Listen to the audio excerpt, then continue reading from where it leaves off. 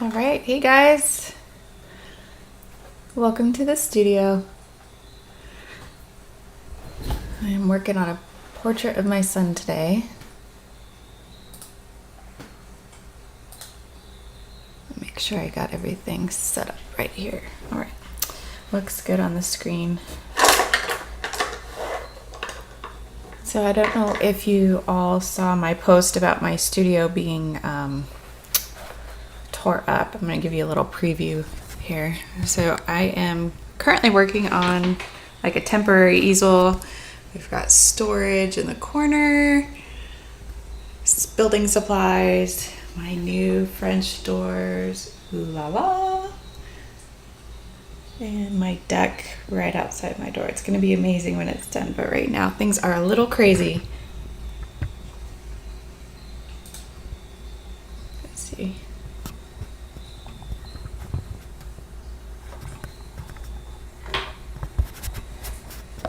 Getting this camera set up is a little tricky.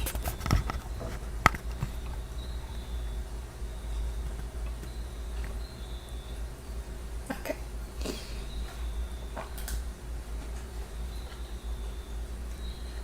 Awesome. All right, so you can see here that I have started working on my son's portrait. I'm using a photo from several years ago. I have edited it in Photoshop so that the lighting and the values are kind of what I'm looking for in the painting. In the webcam it's going to get a little blown out, but when you zoom in you can see how much noise there is. The noise is that kind of grainy dots that you see in the image, and that's not optimum for a reference photo when you're painting, because I mean look how little detail there is, very little information, but when you zoom out it looks believable. And so it's kind of simplifying the image for me, as long as I can preserve some sharp edges in specific places. Otherwise the whole painting will come out looking like it's out of focus.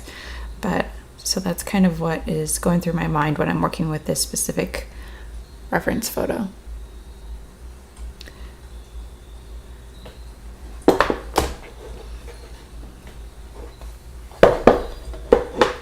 Okay, so I started on one side of the face. I wanted to leave one side undone so that you could see how I approach it. I know this technique can be a little bewildering for many people, how one part of the painting is so close to being finished while the other one is still, the white of the panel is showing.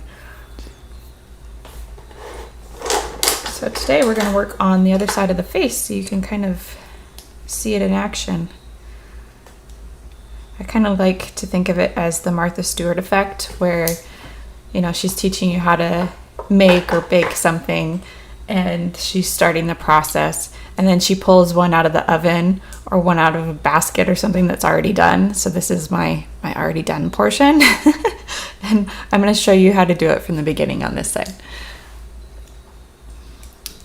So to start with, I'm going to isolate the darkest darks. This is going to act as like a bookend, or if you're familiar with photography, like bracketing. And if we can establish where the darkest parts of the image are, which is probably going to be around his eyelash line and where his cheek meets the pillow, those two areas are going to be the darkest spots on this side of the face.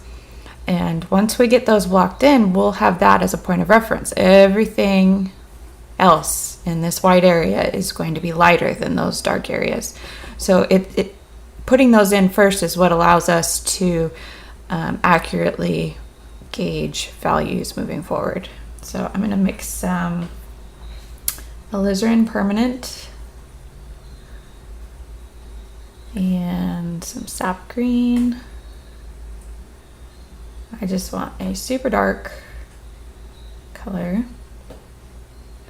And since I am working on this painting over several days, the need for my darks to stay glossy is crucial. So I'm just pulling in a smidge of that solvent-free gel from Gamblin into my mix. That keeps the paint from going flat once the paint dries.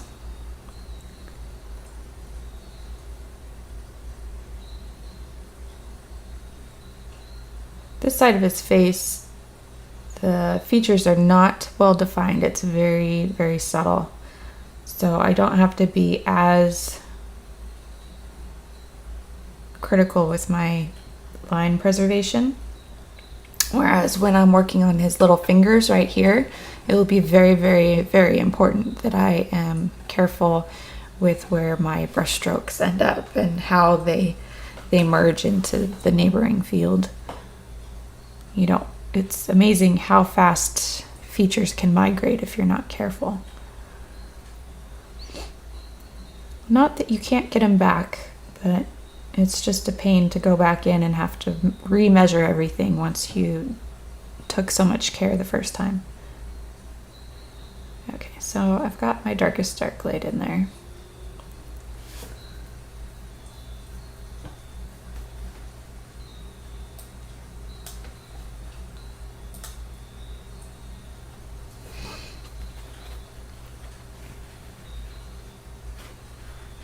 Okay, it looks like I have 2 people watching. Three people. Another person just joined. Welcome.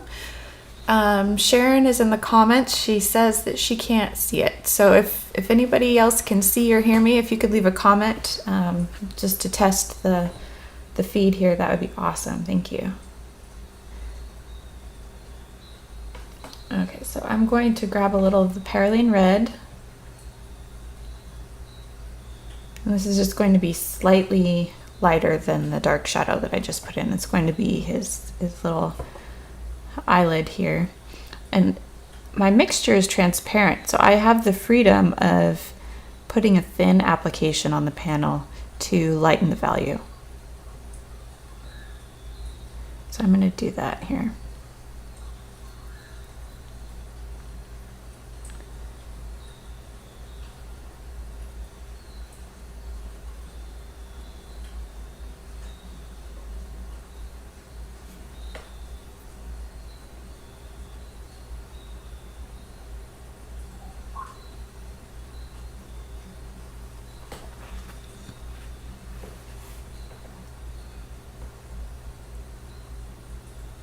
So I put the paint down and then I cleaned my brush, and I'm using a clean dry brush to pick up the excess paint to lighten the value.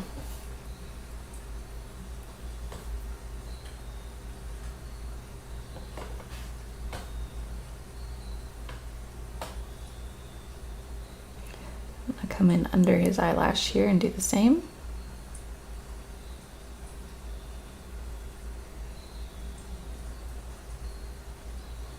And I'm going to use what paint is left to just kind of blend in here.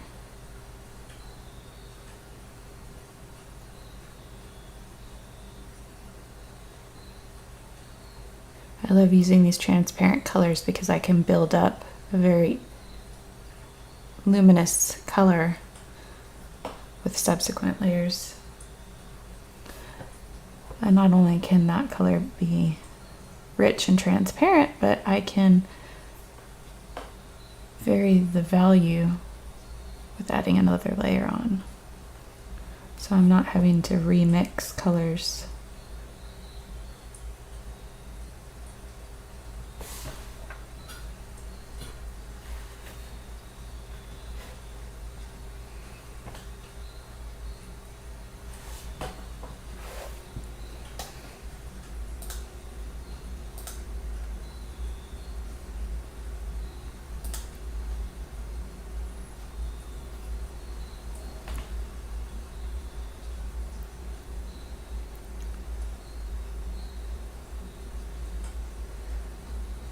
This corner of his eye is darker than the other side, so I'm bringing in some more color.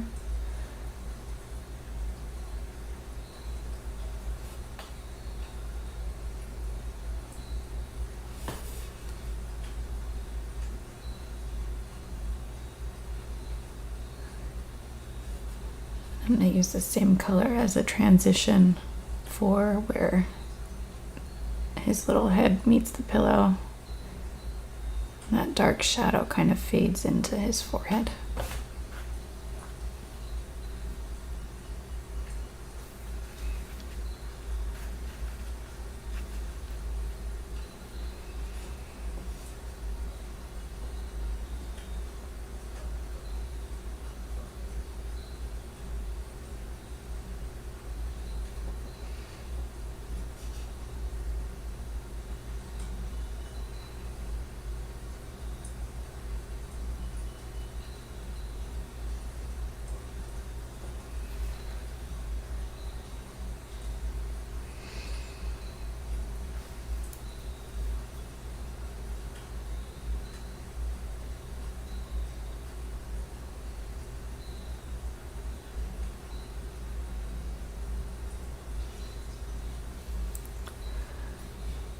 Alright, it gets a little darker here next to the side of his nose.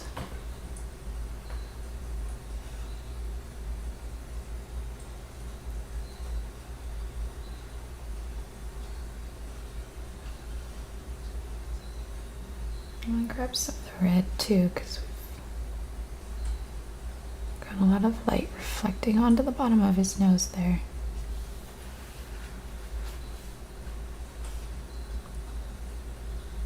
Just wiped off my brush so that I can more gently blend that in.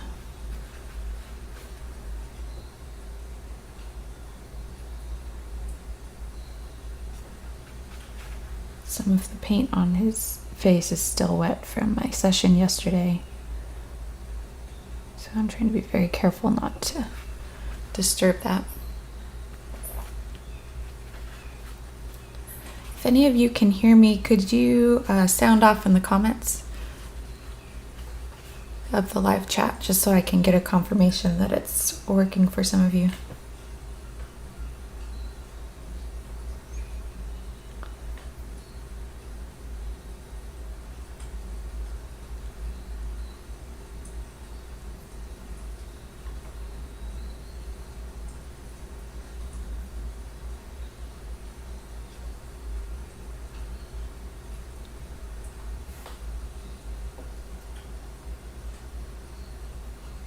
Okay, so his forehead is quite a bit lighter than his eye socket. So this is going to be a good opportunity for us to add some opaque colors to our mixture. So I just grabbed some Radiant Red. It's one of Gamblin's Radiant line. It's a very, very light pink, and it's got a really nice pigment load, meaning that it's got a really decent saturation level for how light it is. And their Radiant colors are really awesome for mixing colors that are light, or making a color lighter without losing saturation as much as you would if you just use white.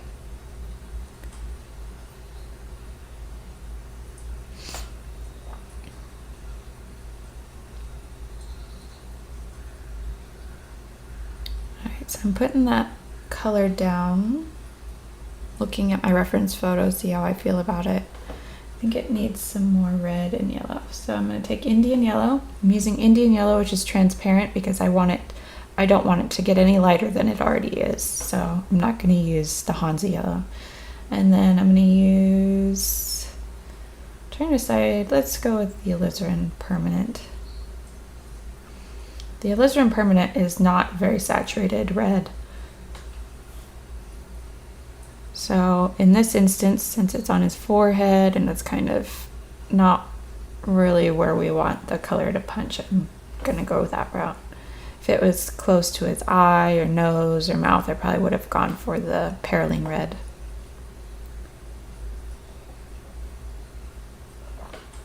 Hey Sharon! So glad you got it to work. Technology can be a bear sometimes.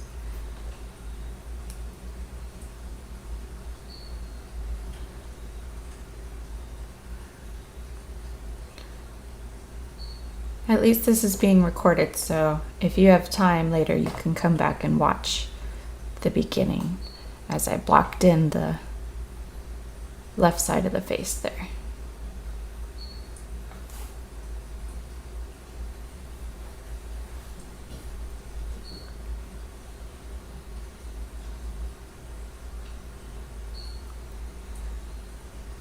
So as his forehead moves up towards his hairline, it gets darker. So I'm just adding more of the alizarin permanent and more of the Indian yellow. The mixture is getting darker and darker and darker.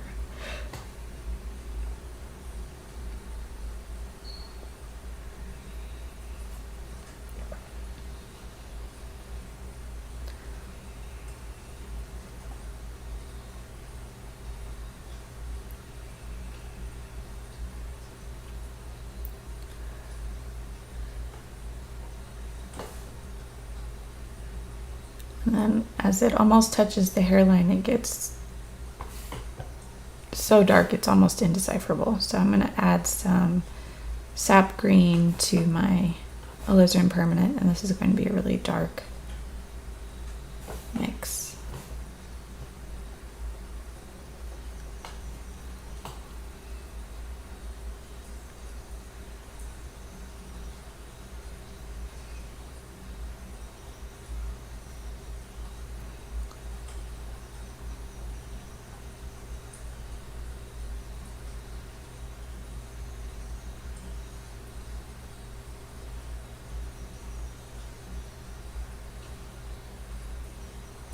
Just gonna block the rest of this in so I can get a feel for the value.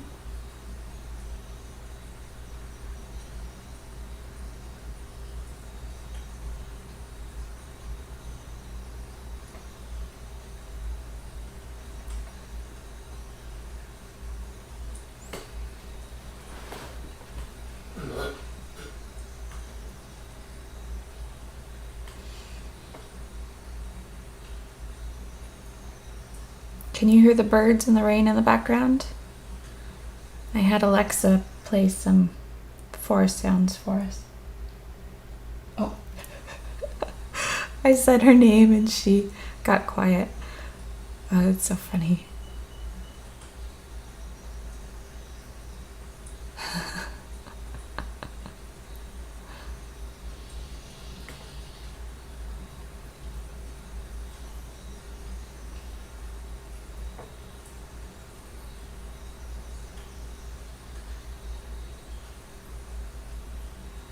Alright, so in the block in phase like this, it's okay to be pretty rough. You don't have to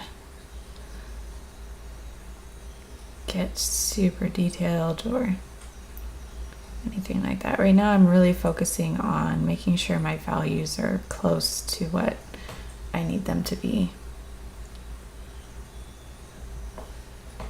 because through that I can problem solve other areas of the painting.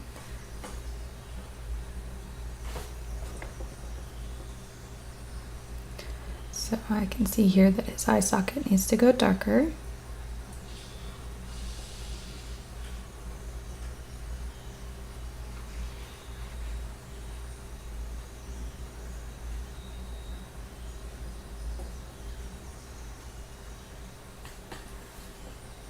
Now I'm going to grab some perylene red and ultramarine blue. These two have a darkness potential that's greater than the alizarin permanent and the sap green. I'm making sure to just add a smidge of that solvent-free gel so it doesn't go flat when it dries.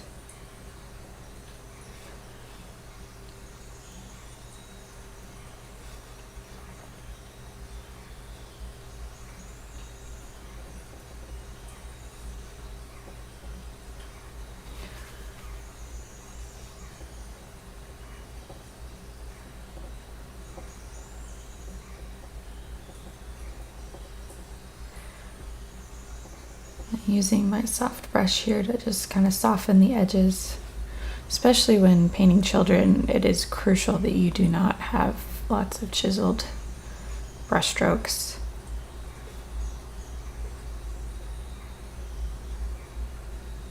If anything, you need to make it softer than even your reference photo makes it out to be. A dear friend once told me that when painting women and eyebrows specifically, the eyebrows should be half as sharp as they look in your reference material. That artist was Penny Cross. She's no longer with us, but she was known for her paintings of women, so I took her advice with very high regard.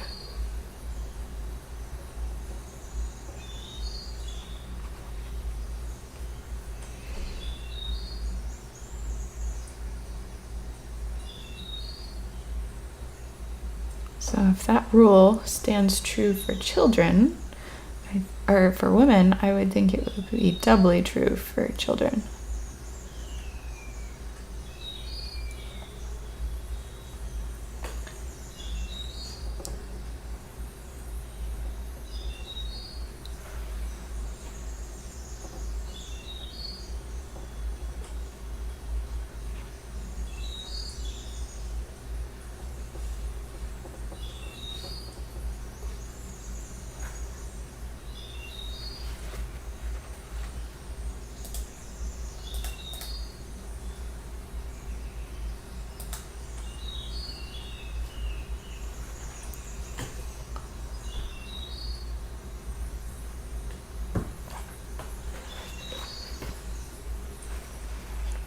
Okay, so I've got kind of a hard transition between where my session from yesterday ended and today started. The bridge of his nose, so I'm going to be working on that next. Compared with the rest of his face, the bridge of his nose is kind of a, let me see if I can hold it up for you. It doesn't have nearly as much yellow as some of the other areas, so like his forehead here has quite a bit of yellow. Whereas the bridge of his nose, I would say, is closer to the rosy, maybe even mauve-y side. So I'm going to take that note and keep that in mind as I mix my color for the bridge of his nose.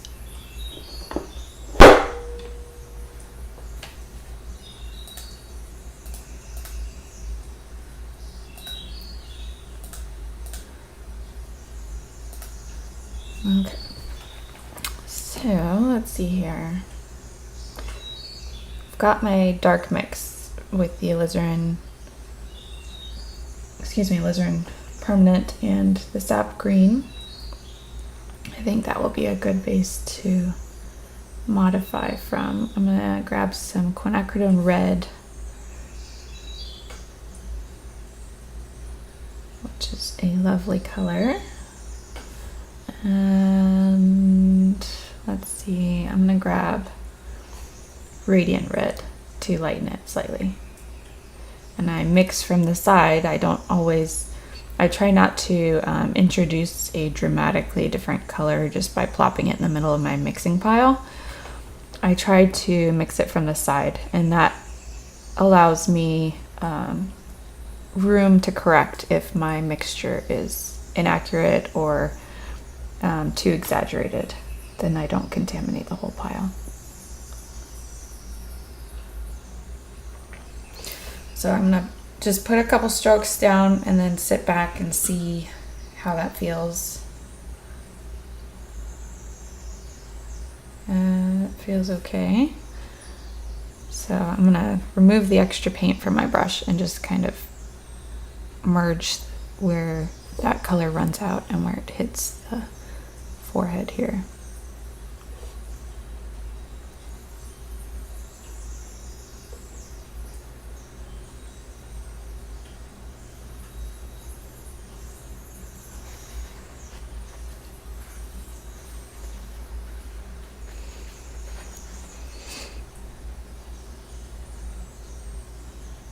This little guy, he's so funny. When he was a toddler and he graduated from his crib into a big boy bed, for one, I was very pleasantly surprised how it wasn't difficult to get him to go to sleep. His sister, it was a little more tricky.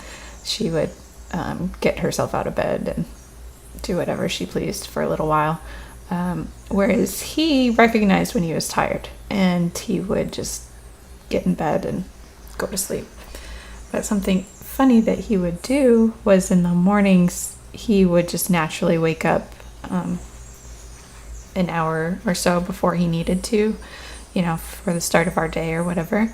And so he would grab his blanket and march into my bedroom and jump into bed where Daddy had left shortly there before to go to work. And it worked out great for Matthew because the bed was all warm. Daddy had just warmed up the spot for him and didn't have to fight anybody for space. But then a little toddler who has no concept of days of the week would come into the bedroom on Saturday morning, and he would stand in the doorway because it's dark in the bedroom, and he'd look in there and he would decipher that Daddy was still in bed, and he would throw his blanket on the ground and let out this big sigh and then go back to his own room. It was so funny. He was so disappointed that Daddy was home because that meant that he couldn't cuddle in bed with Mommy. We would laugh so hard about that.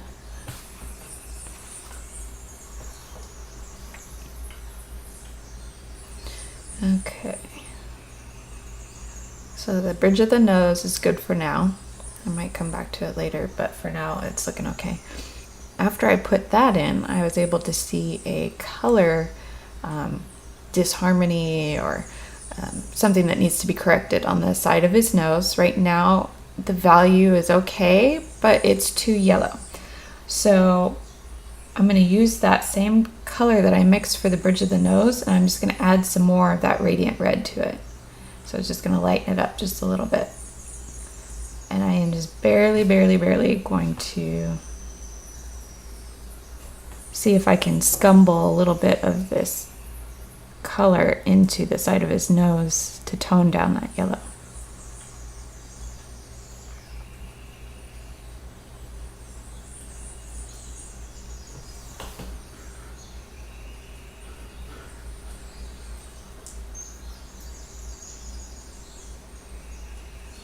That feels good. I think it could actually go a little bit more red, so I'm adding a little bit of the quinacridone red to the mixture now. One of the side effects of this whole studio construction thing is that I am painting in my formal living room now. I've got my big easel set up so that I'm out of the way from the contractors, but the lighting in there is very different. I have some OT lights attached to the easel, but the OT lights don't have the same temperature or color rendering as my studio lights do, so it's really hard to gauge accurate colors. Lighting is incredibly important. And I was surprised when I got the OT lights that they interpreted light like that. I expected them to be a little more accurate because they have a really good reputation. But they're very much on the green side, which is not so good when you're painting flesh.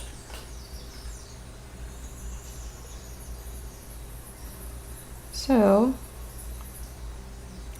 this is kind of how I approach portraits. I'll really zone in on a specific area and get it where I need it. And then by bringing one area to a certain level, it begins to illuminate something else that needs to be fixed. And it's just a constant back and forth, back and forth, back and forth, back and forth, back and forth. It'd be nice if I could do one section of the face and then just get it all the way done and then start on the next one and then get it all the way done and not have to retrace my steps or cover the same ground that I had already done, but that's not how it works. But I do like how this method kind of gives you some instant gratification by focusing on one area of the portrait really, really well. Because it starts to look the way it's supposed to relatively quickly. And so it's like you get that endorphin rush. You're like, oh, look, it's an eye. It looks like an eye. We did it. Painting people is hard. We need encouragement and wherever we can get it.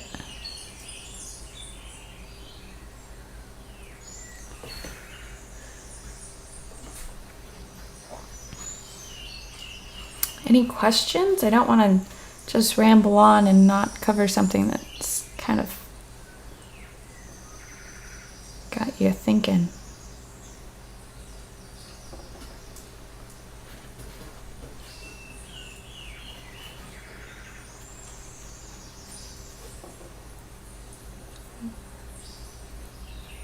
While you guys come up with some questions, I will go ahead and rattle off about my ideas for us moving forward.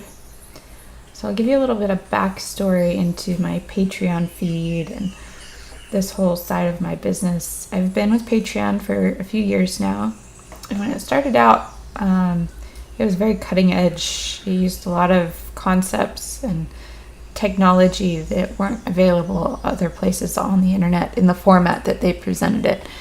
And so I was so excited to be a part of it. And I still am excited. They're still, doing something really, really incredible that I think humanity in general will benefit from for a long, long time. But their cadence of implementation has slowed down, meaning that if there's a problem or they're working on new features or whatever, it just takes a long time for them to bring it to fruition for us all to enjoy. So it has kind of forced me into a holding pattern because, I have all these grand plans and great ideas for us to connect and be involved and share in our creative journeys and all that. And I've kind of been waiting for these features and things to get fixed with Patreon, and it's just taking forever. So rather than wait for them to implement and fix things and refine them, I'm just going to have to make do with what we have. And one of the ways that I had wanted to do that, and one of you patrons has actually chimed in and requested the same exact thing, so I'm really excited, is the hybrid approach of utilizing Facebook groups to support or supplement our Patreon communication and engagement. So I will be inviting each of you to a Facebook group. It's going to be secret, meaning that nobody else will be able to see, who's in it or what we're talking about or anything like that. It's just for us. We don't need to have anybody else looking in on what we're doing and talking about and whatever. And I want it to be a space where we can support one another and encourage one another to grow, and I can share my tips and tricks that I've accumulated over the years, and I just want it to be a really special place for us all to engage. Another benefit of this is that with the live stream on Patreon, it's very beta. Like, I know that they have that title already on it, but as far as beta goes, it's like beta, meaning that it's clunky and it's got some issues, and I know some of you have had problems accessing the videos and all that. So if we start using a Facebook group, Facebook has done a really good job of harnessing the live stream technology. So I think that will give us a lot of great opportunity to expound on it and utilize that tech without the headache. I think, which we can all agree would be an awesome development.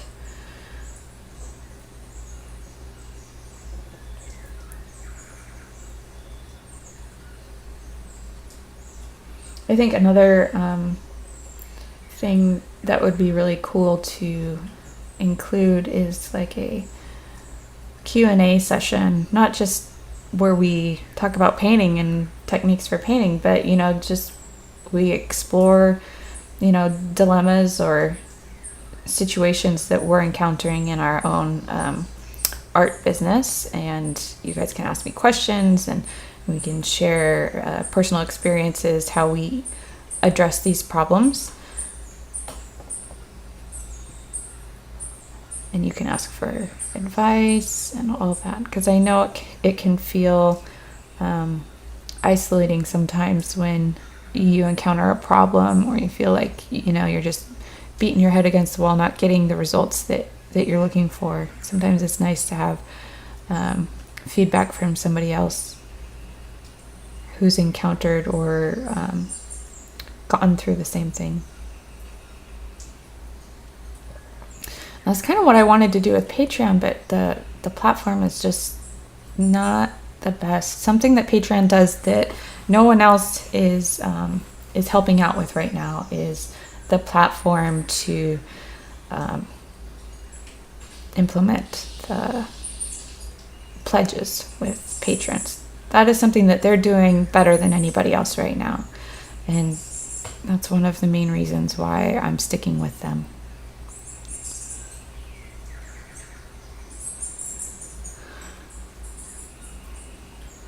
I was hoping that, you know, there might be some competition on that field, but no one's really come up. It's amazing how a little competition can spur progress.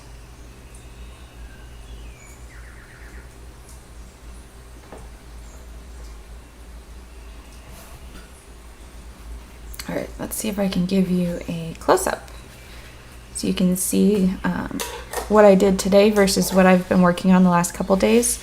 I'll give you a little bit of perspective of how this approach progresses over a couple of painting sessions.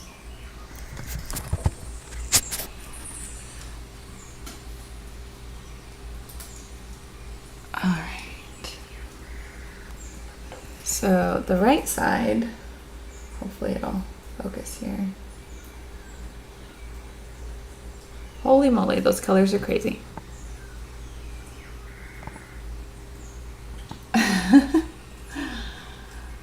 All right, well, the right-hand side is much softer. There's more subtlety to the transitions, light to dark, but also between the colors, you know, as it moves from red to mauve to yellow to peach. But then when we move to the left-hand side, it's more blocky. There's chunky brush strokes, a lot of transparent going on, which is fine for right now. And then as these painting sessions progress, it'll move more towards what the right hand side looks like. Softer transitions, more complex color, and it'll just get really yummy and delicious and all of that. All right, so I'm going to put you back. Hopefully without too much jostling. There we go.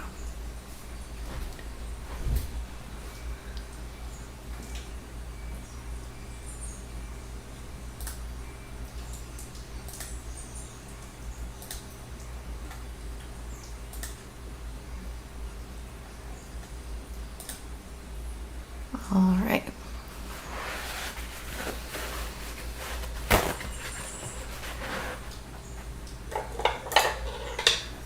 So let's throw some hair on this guy, huh?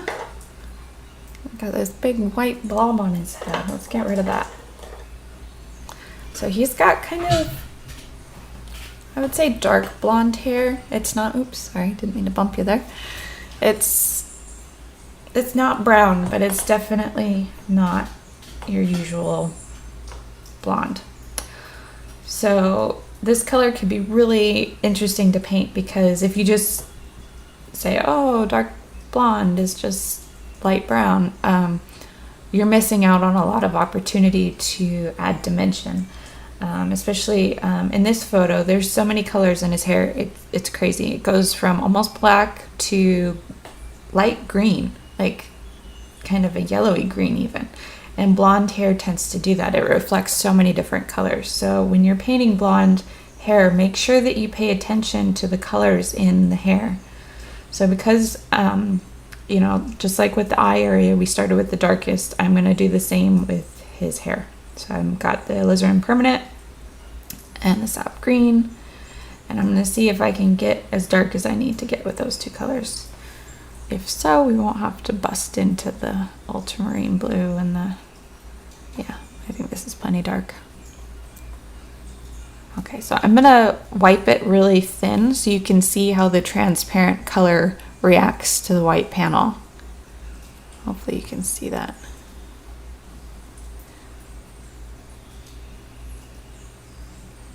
There's a big swipe where the paint has got them.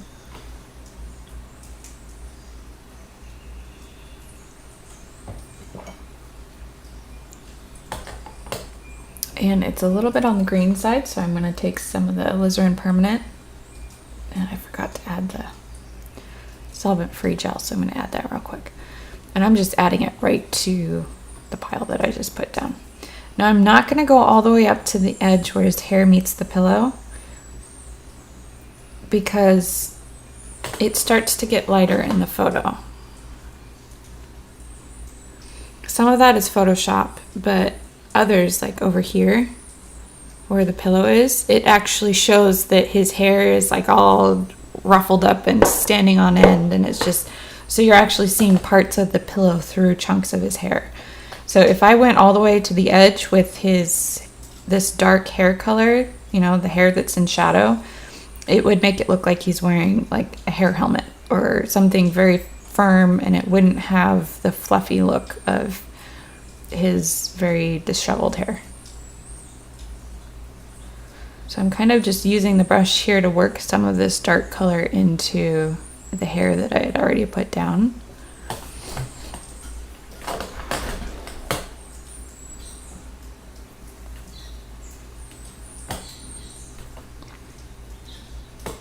And for I've been painting since we started the video with very soft brushes. In the other areas of the painting, like the background and even his blanket, I used, synthetic bristle brushes. And the reason for that is that the subject matter is different.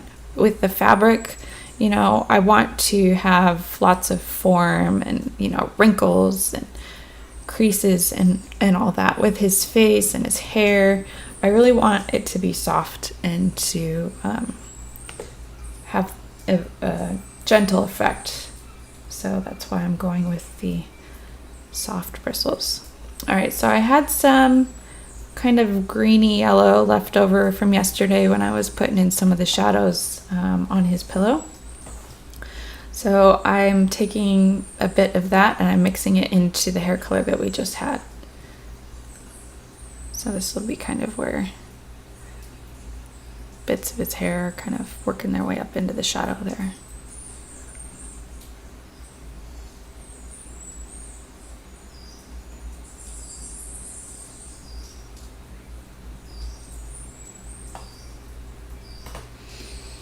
You got to be careful when you're putting in these little streaks, because if you're too eager with it, it will start to look like his hair is greasy or he has dreads, and you certainly don't want that.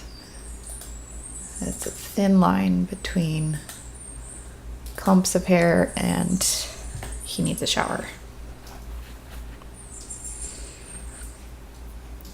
Alright, so I just wiped my brush clean. I'm going to come back and just kind of plant the brush and then pull out to soften some of the places where I put the brush down. It was a little harsh. That looks better. Okay, so now I'm going to make another variation off of that dark color. So this one was a little green. Now I want one that's a little more brown. Warm brown. So I've got my Indian yellow, my perylene red, and I'm just mixing it off to the side. And it's all transparent right now, so I need to add something opaque to ensure that it's light light enough to show up on his dark hair.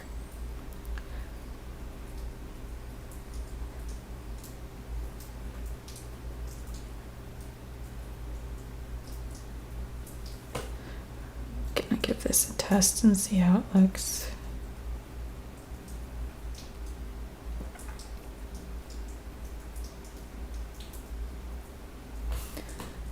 Okay, can go even lighter.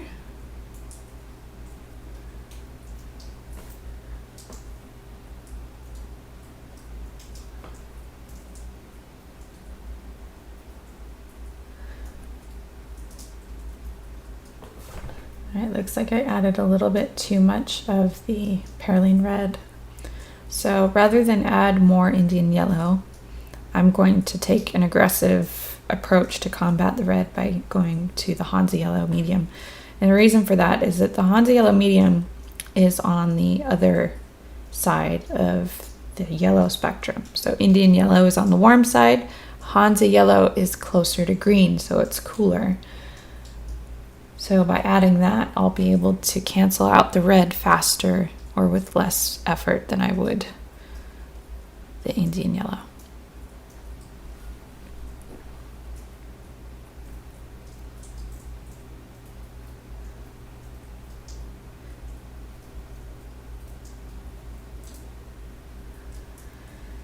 Put a couple strokes down and then sit back and see how it looks.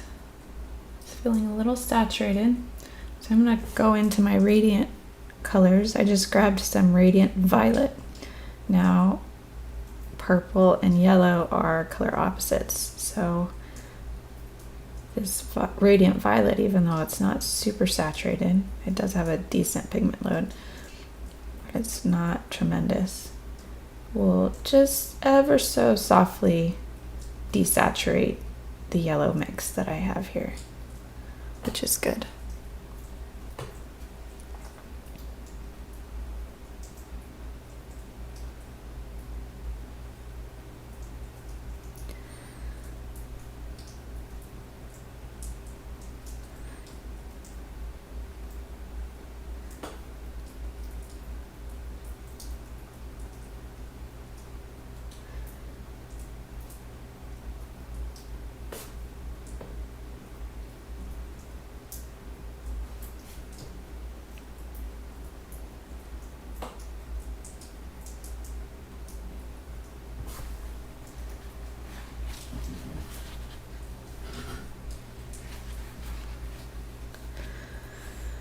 All right, that's looking good. I'm gonna bring some of these darks down into his forehead now. Sometimes when you have that white staring in you in your face, it's hard to make a good judgment call. So I'm just gonna get some of that filled in there. Hair is tricky, especially where it starts to meet where the skin is. The slightest move can totally throw off the look.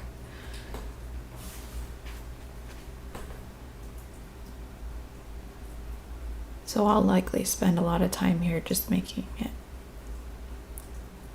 feel natural.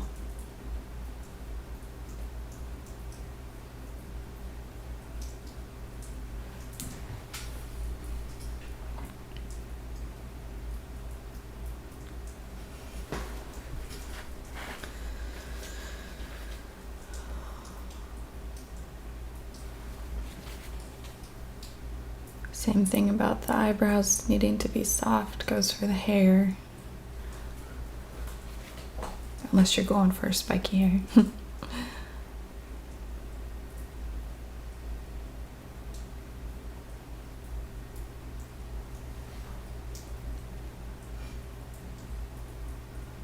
Hey, we got 5 viewers. That's so cool. I wasn't sure how many of you would be able to make it, because I know we've all got like crazy lives and it can be tricky to squeeze stuff in. So happy to see you all here.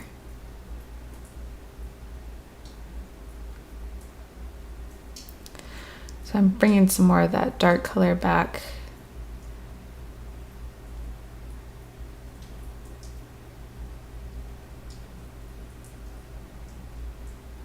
hopefully with oils it's wet for a very long time, so we can come back and soften different areas that we feel are getting too much attention because of either harsh color, value, or edges.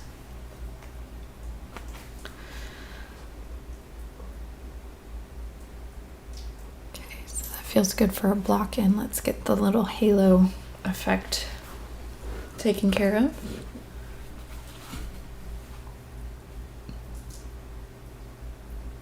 So where his hair meets his pillow is much less red. So I'm going to take some of this green-blue mixture from his blanket yesterday and mix it with that alizarin permanent. The green-blue mix has some opacity to it, so it's going to give us a different effect entirely.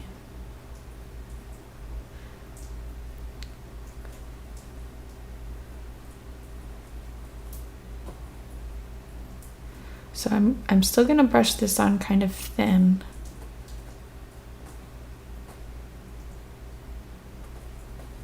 Just so we can get a feel for how this color feels. Feels good.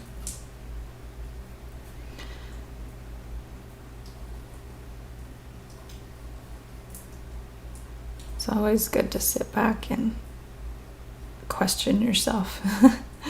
I don't know, how's that look? Just because you mix the color doesn't mean you have to use it. It's okay to have it, to redo it all. Alright, so now I'm letting this hair color run into the background. This is going to help add that effect of the hair being fluffy and all messed up.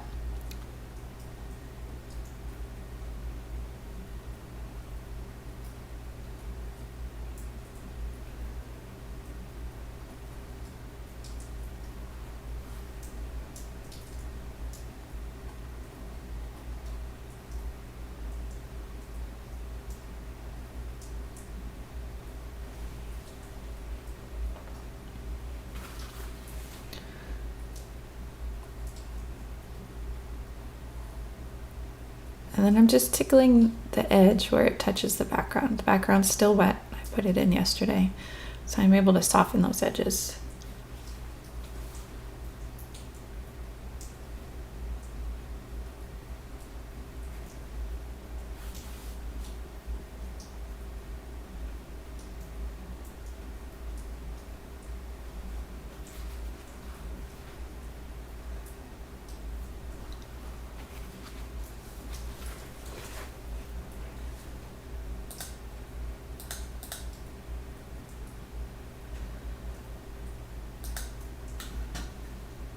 Well, sweet, we have been doing this for an hour. I'm always surprised how time passes while I'm doing these live streams. It's crazy. I feel like I just hit start.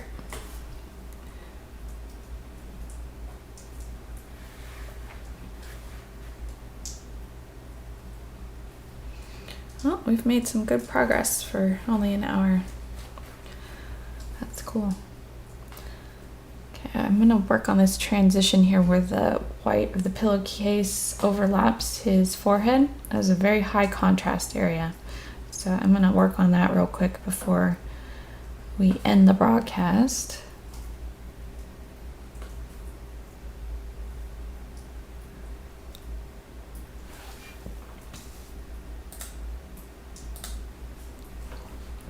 So I'm mixing some of the alizarin permanent with the sap green again. And I'm gonna use the side of my filbert here and put that shadow back in. Looks like I kind of fiddled with it and it disappeared. And then kind of cuts back here.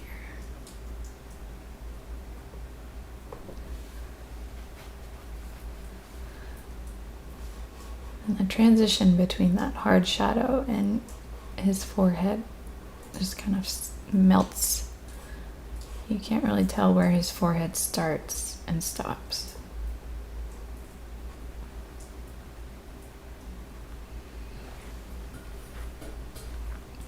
And this part of his forehead is actually a little too light right now. It's interesting how it really popped out at me after I put that shadow in. Kind of reminds me how when you're like cleaning your house or doing chores or whatever, or at least I do, I start a task. Let's say I'm doing the laundry and I'm distributing laundry, you know, maybe putting towels away or whatever, and then I see that something got left out in the bathroom, and I put that away, and then halfway through doing that I see, oh my goodness, I need to vacuum, and then I get out the vacuum, and before you know it, like, you're so far from where you started, it's comical. That's exactly how painting is. All right, the center of his forehead here needs to go dark. Dark, dark, dark.